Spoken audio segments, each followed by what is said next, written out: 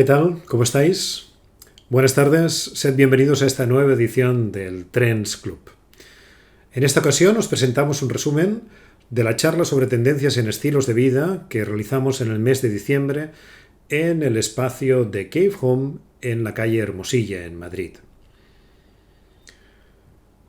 Ya en la primera charla online de este año 2025 os presenté nuestro programa de actividades para el Trends Club.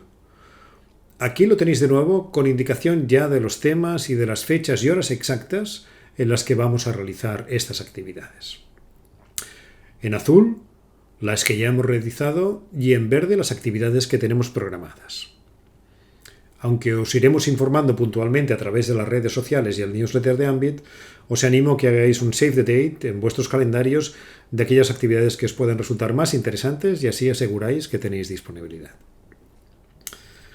En esta pantalla tenéis las actividades que celebraremos en la primera mitad del año: tendencias al hogar, visita guiada a los espacios del Forisalón en Milán, análisis de las tendencias detectadas en Milán y espacios de oficina. Y en esta pantalla tenéis las que celebraremos en la segunda mitad. Nuestra Trendfest sobre colores, materiales y acabados, tendencias Hospitality que presentaremos en Interiotel Barcelona, y un análisis de los nuevos lifestyles o usuarios del hogar. Nuestra próxima actividad será la charla sobre tendencias en hogar que celebraremos el día 20 de marzo en el espléndido espacio del socio de Ambit, Cubiñá, situado en la calle Mallorca de Barcelona. Ya estamos preparando la investigación en la que presentaremos 4 nuevas tendencias para el hogar y que promete ser muy interesante. Os animo a todos que nos estéis siguiendo y que participéis en alguna de las más de 100 actividades que organiza el Clúster Ambit cada año, a que os informéis sobre qué comporta la asociación de vuestra empresa al clúster. A principios de año, nuestro ecosistema ha alcanzado ya los 240 socios que representan toda la cadena de valor, desde los fabricantes de materias primas, empresas B2B, fabricantes de producto acabado como pavimentos, revestimientos, mobiliario, textil, iluminación, decoración, domótica, también las empresas de industria auxiliar y servicios, la distribución y los prescriptores, arquitectos e interioristas. Aquí os esquematizo el nivel de acceso a los contenidos que generamos en el Trends Club y que es diferente en función de si eres socio o no. Como podéis ver, los socios accedéis a los informes tanto en su versión completa, en digital, como en su versión impresa que os hacemos llegar. Y aquí tenéis nuestras redes para que todos podáis seguir lo que vamos haciendo en este espacio de reflexión sobre tendencias que es el Trends Club del Clúster Ambit y que tan buena acogida está teniendo. Gracias a todos por asistir. Me despido sin más. Pepa, adelante, cuando tú quieras. Hola a todos y todas a esta nueva sesión del Trends Talk. Hoy vamos a tener esta presentación del informe de Home Lifestyles, este pequeño resumen, y como siempre ya sabéis que después tenéis acceso todos los miembros del Trends Club al informe completo, que es mucho más extenso, pero vamos a hacer un pequeño repaso de los 4 perfiles y estilos que hemos identificado para este año y que tienen un gran efecto en cómo vivimos nuestros hogares y cómo tenemos que diseñarlos y también los objetos que están dentro de ellos. ¿Qué es lo que define un hogar, ¿no? Y esta es como la gran pregunta y lo que ha cambiado en los últimos años. De hecho, hay muchas definiciones de lo que es un hogar. No es solo una vivienda, no es solo una residencia, no son solo 4 paredes y los objetos que hay dentro, sino todo aquello que como personas construimos como nuestra casa, como el lugar donde queremos estar. Y muchas veces es una vivienda, pero podría no serlo, ¿no? Sin embargo, sí que es cierto que durante los últimos años la vivienda ha retomado ese interés perdido de alguna manera en los años prepandemia, donde los otros espacios que habitábamos cobraron gran importancia. Hoy, de nuevo, la vivienda tiene una importancia fundamental en cómo construimos nuestras vidas, en cómo entendemos nuestra intimidad, nuestro trabajo y nuestra relación con los demás. Un hogar al final es un espacio de socialización, de intimidad, de realización personal, el sitio donde trabajamos, donde hacemos millones de actividades, ¿no? Esto es una de las grandes transformaciones que hemos visto, esta vivienda como un espacio cada vez más multifuncional, más adaptable y sobre todo algo importante, ¿no? Cómo han acabado o estamos en un periodo de transición donde pasamos de tendencias muy hegemónicas a una gran variedad de tendencias que conviven a la vez. Y por eso también los estilos de vida son muy importantes, ¿no? Porque definen precisamente cuáles son esas tendencias y esos estilos que encajan con cada uno de nosotros. En esta sesión vamos a repasar 4, pero sobre todo hay muchísimos más, ¿no? Hay muchísimos conceptos diferentes de hogar. Estos son los 4 que vamos a ver hoy para este año. El año que viene os traeremos 4 más para complementarlos, pero son cuestiones que tienen que ver con cómo hemos cambiado como personas, con cómo ha cambiado nuestro concepto de la familia y de la casa. Repasaremos en cada uno de ellos cómo viven y algunas cuestiones de diseño o claves de diseño que están formando cómo entendemos hoy la vivienda y que afectan tanto al diseño del producto como al diseño de esos espacios. El primero de esos estilos, de estos lifestyles, es el que hemos llamado el emprendedor holístico, ¿no? The Holistic Entrepreneur. Y sobre todo es un lifestyle que tiene muchísimo que ver con las nuevas generaciones y con este gran fenómeno que se ha venido a llamar el side hustle, ¿no? Un nombre como muy extraño, pero que habla precisamente de cómo estas nuevas generaciones están buscando alternativas vitales al trabajo, es decir, nuevas formas de construir su propia carrera profesional a través de una iniciativa propia, ¿no? Algo que ha cambiado es que, bueno, entre la juventud estamos viendo cómo un 65% de ellos considera emprender su propio negocio, ¿no? El índice de emprendimiento ha crecido muchísimo por muchísimas cuestiones, por cuestiones que tienen que ver con cómo se ha transformado la cultura, por cuestiones que tienen que ver con el mercado laboral y con el acceso al trabajo. Pero bueno, si vemos las grandes cifras, solo un 28% prefiere trabajar en una empresa, ¿no? Esto ha cambiado muchísimo y solo un 5,9% optaría por ser funcionario público. Este sueño, ¿no?, que teníamos en España, estamos viendo cómo en las nuevas generaciones se ha transformado. Y de aquí que surge todo este gran fenómeno de Holistic Entrepreneur, ¿no? De estas nuevas generaciones que entienden el mundo laboral con una perspectiva mucho más líquida, ¿no? Mucho más transformable y en transición, y que por tanto configuran su vida de otra manera. Sobre todo una de las cuestiones básicas es cómo estos límites claros entre trabajo, ocio y vida privada se están desdibujando para muchos de ellos, ¿no? Y sobre todo lo que intentan es construir su vida laboral a través de su pasión.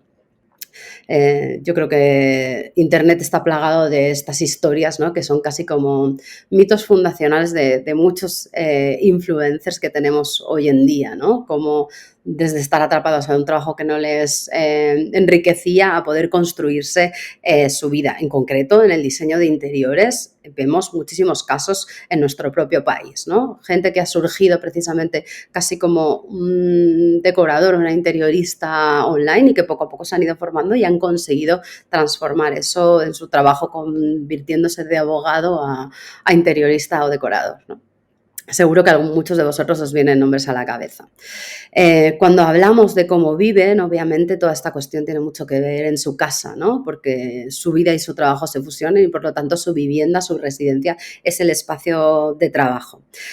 Por lo tanto están optando por cuestiones que tienen que ver con las fricciones que se provocan en su vida, ¿no? Y precisamente esta línea desdibujada entre trabajo y vida es una de las grandes fricciones, a la vez que les permite construir su carrera vital de la manera que ellos prefieren. También hay muchas cuestiones que tienen que ver con la salud, ¿no?, y con el bienestar y cómo cuando llevamos esos niveles de estrés del trabajo a nuestra casa, pues se generan esos puntos de contacto y esas fricciones y que muchas veces se reflejan en la vivienda.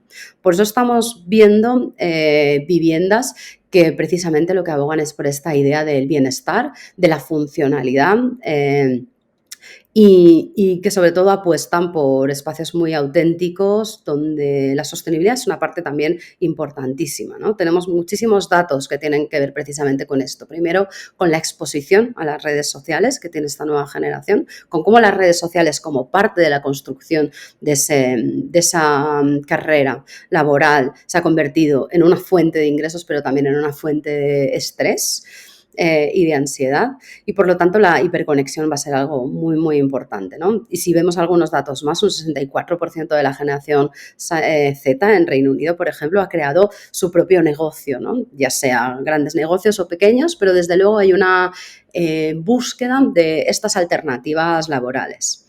Hay una nueva cultura del trabajo y del emprendimiento en todas estas generaciones.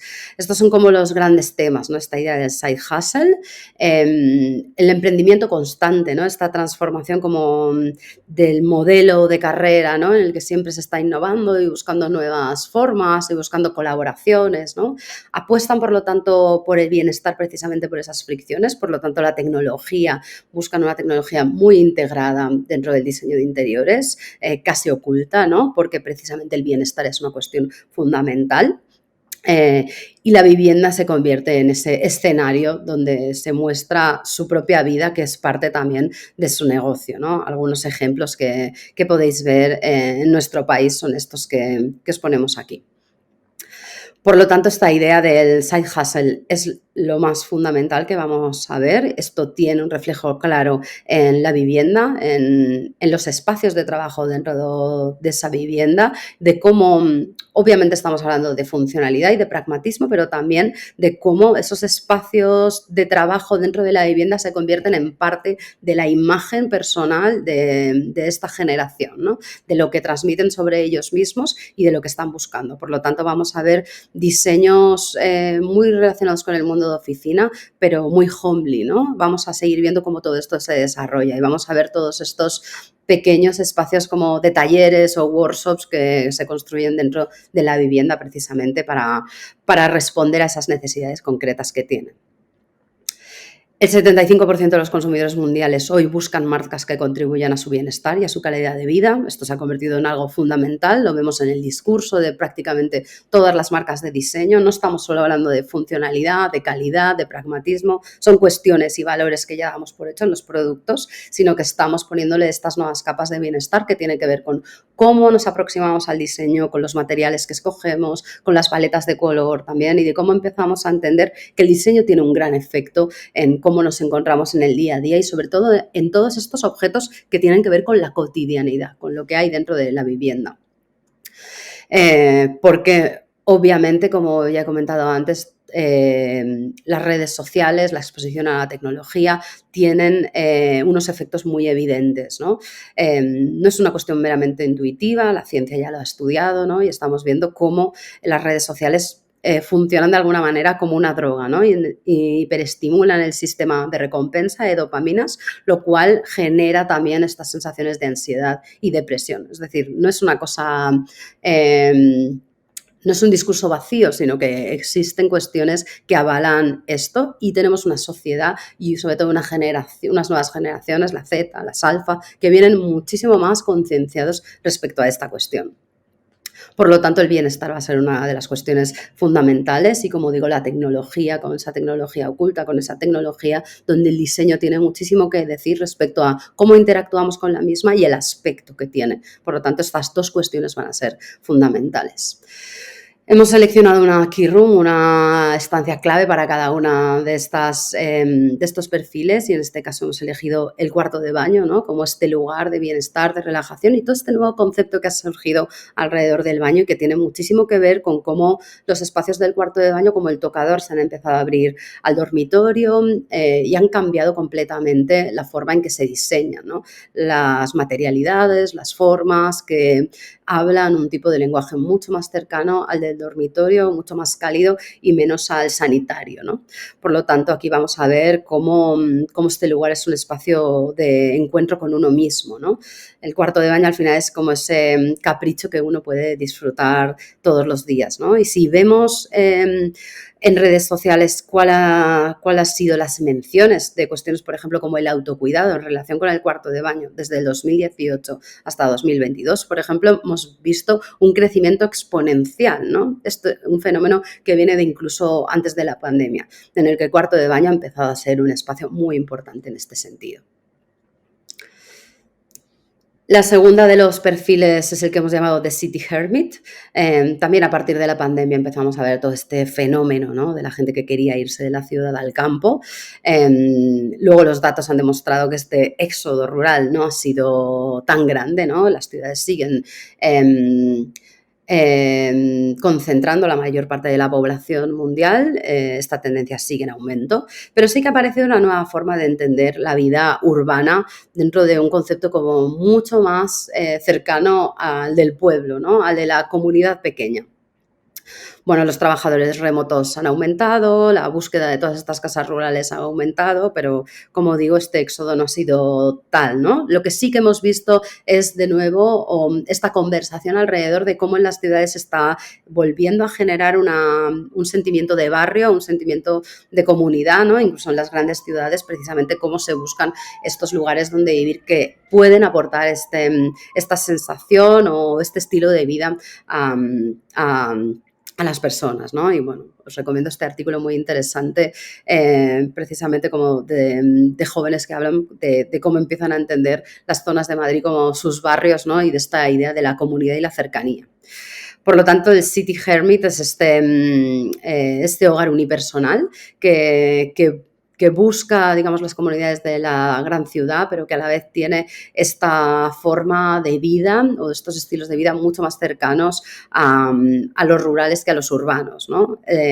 Donde la vivienda forma una parte fundamental de su vida, ¿no?, porque aprecia el tiempo a solas dentro de la casa y, por lo tanto, la casa, el hogar, es el gran refugio para estas personas, ¿no? Bueno, los hogares unipersonales, como vemos, están creciendo cada vez más y más. Este es el perfil, ¿no?, de City Hermit, el hogar unipersonal, las personas un poco que buscan esa soledad buscada, esta apreciación del tiempo con uno mismo como un tiempo de crecimiento y de reflexión, y precisamente también cómo esta idea de disponer de tiempo para uno mismo se ha convertido en algo muy preciado en esta idea de crecimiento social, como nos dicen datos a nivel mundial.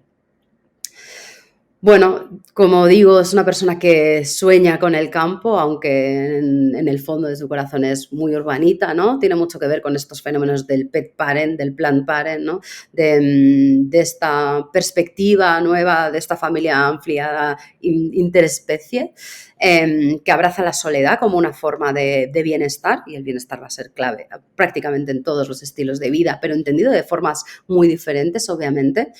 Es un perfil que prima la funcionalidad respecto al diseño, lo cual no quiere decir que no tenga un estilo concreto. Y como decía, tiene mucho que ver con esta idea del pet parent, plant parent, y de cómo ha ido creciendo todos los mercados que tienen que ver con las plantas y con los animales, y sobre todo también en entornos domésticos, ¿no? Como empezamos a entender que no somos propietarios de animales, sino que somos compañeros de vida, y lo mismo pasa con las plantas. Por lo tanto, son dos seres vivos que van a tener muchísimo que ver dentro de estas casas. Para que veáis, pues bueno, algunos datos como que nos hacen ver el crecimiento de estos segmentos. Solo el segmento de productos de bienestar para mascotas de CBD ha alcanzado en el mercado americano los 125 millones de dólares, ¿no? Y estamos hablando de como un nicho muy concreto dentro de este mercado. La soledad, como digo, es algo importante. Vivir solo se considera como una opción positiva, ¿no? Aunque después el mercado de la vivienda muchas veces no lo permite, pero sí que es cierto que todo esto tiene que ver con después una configuración del espacio, que son espacios pequeños, pero muy pensado para aprovecharlo al máximo, muy flexible, muy multifuncional, muy minimalista, pero cálido a la vez, y toda esta idea de estos espacios de uso no normativo, objetos de uso no normativo que permiten que sea el propio usuario el que defina cómo va a ser cada espacio. Como digo, cada vez valoramos más la soledad como un aspecto positivo de la vida, y esto es algo fundamental. ¿Cuál es el espacio de esta persona? La cocina, ¿no? Como este lugar para conectar con uno mismo, para desacelerar, para reconectar con la alimentación consciente, que es una parte fundamental, ¿no? Y esta es una de las expresiones concretas de esta vuelta hacia lo rural, ¿no? Cómo conectar, digamos, con el sistema alimentario de una manera más ética, más cercana a la producción y cómo va a ser una de esas cuestiones fundamentales a la hora de diseñar estas cocinas compactas pero ultra funcionales. El tercero de los perfiles es la tribu versátil, ¿no? The Versatile Tribe, que habla precisamente de cómo ha cambiado el concepto de familia, no tanto desde el punto de vista de la estructura o de la composición, sino de la filosofía, ¿no? El 83% de los padres con hijos pequeños serán millennials, ¿no? Y los millennials han cambiado en 2 años, y los millennials han cambiado la forma en que entienden la educación y el parenting, ¿no? De hecho, pues bueno, ellos quieren enseñarle a sus hijos lo que desearían haber aprendido cuando eran pequeños, ¿no? Y cuestiones como la alfabetización emocional, el autocuidado y el equilibrio entre la vida personal y laboral están entre las cuestiones que priorizan a la hora de educar a sus hijos, ¿no? Que son cuestiones muy distintas respecto a generaciones previas. La casa es un reflejo más de esta búsqueda de una educación diferente, ¿no? Donde el espacio se convierte en un espacio más multifuncional y que precisamente lo que busca es esta idea de vivienda no jerarquizada, donde los espacios deben acoger a todos los miembros del hogar y también tienen que ser espacios de encuentro para el desarrollo de estas relaciones, ¿no? La cocina y los espacios de comedor son claramente esos lugares de encuentro donde estos padres están intentando educar a sus hijos en estos nuevos valores para enfrentarse a los retos de la vida en los próximos años, que van a ser muy distintos a los que teníamos generaciones previas. La autosuficiencia de los hijos va a ser una cuestión fundamental, ¿no? Y a pesar de las dificultades para fundar una familia, la mayoría de los millennials y de la generación Z tienen entre sus planes fundar una familia. Por lo tanto, va a ser algo importantísimo. Hablamos de un valor que es esta idea del colectivismo individualista, ¿no? De alguna manera, en un momento donde el individualismo se ha convertido en un valor fundamental, como también entendemos cómo desarrollar este individualismo dentro de una idea de colectividad y cómo la familia se ha convertido en este gran espacio de lo colectivo, ¿no? Son personas, son grupos familiares que valoran las experiencias respecto a los bienes, ¿no? Y esto es algo importante, donde aparecen nuevas estructuras familiares mucho más flexibles, más líquidas y más diversas, y donde el hogar es el espacio último de conexión, ¿no? Es un lugar no solo para encontrarse, sino también para explorar la creatividad. Y pasamos de esta idea, de estas etiquetas, ¿no? Que teníamos hace unos años de Tiger Parent, los padres que intentan que sus hijos se desarrollen al máximo de su potencial, al Elephant Parent, ¿no? Unos padres y unas madres que lo que buscan es generar un espacio de protección para que los niños desarrollen su propio yo sin guiarlos demasiado en ese proceso, solo generando el contexto adecuado, ¿no? ¿Cómo han cambiado las formas que tenemos de educar a nuestros hijos? Las filosofías educativas tienen un reflejo muy claro en este tipo de viviendas. Por lo tanto, estamos hablando de esta idea de separados pero juntos, de cómo podemos generar estos grandes espacios de encuentro que a la vez den privacidad e intimidad a cada uno de los miembros del hogar, ¿no? Grandes espacios compartidos, pero con divisiones ligeras que permiten que haya varias zonas y que sean los propios usuarios los que decidan a qué van a dedicar cada uno de estos espacios. Vamos hacia variedades de espacios, ¿no? Y lo que hemos visto es que como todo este concepto como de los open plans también han generado fricciones y buscamos también formas de flexibilizarlos. 3 de cada 5 personas afirman que han tenido que cambiar la organización de su hogar para realizar las actividades que desean o necesitan, ¿no? Hay muchos cambios en cómo vivimos la casa y que requieren nuevas aproximaciones del diseño de interiores y de objetos. Por lo tanto, estamos hablando de esta idea de superficies más adaptables, no quiere decir que se estén transformando, sino que permitan cuestiones como este hot desking que veíamos en las oficinas, cómo lo trasladamos a las casas, ¿no? Cómo generamos diferentes superficies con diferentes alturas para diferentes miembros de la casa, para maximizar los espacios pequeños, para convertir la cocina en un espacio de reunión. Es decir, que hay una forma de aproximarnos al diseño de interiores bastante distinta.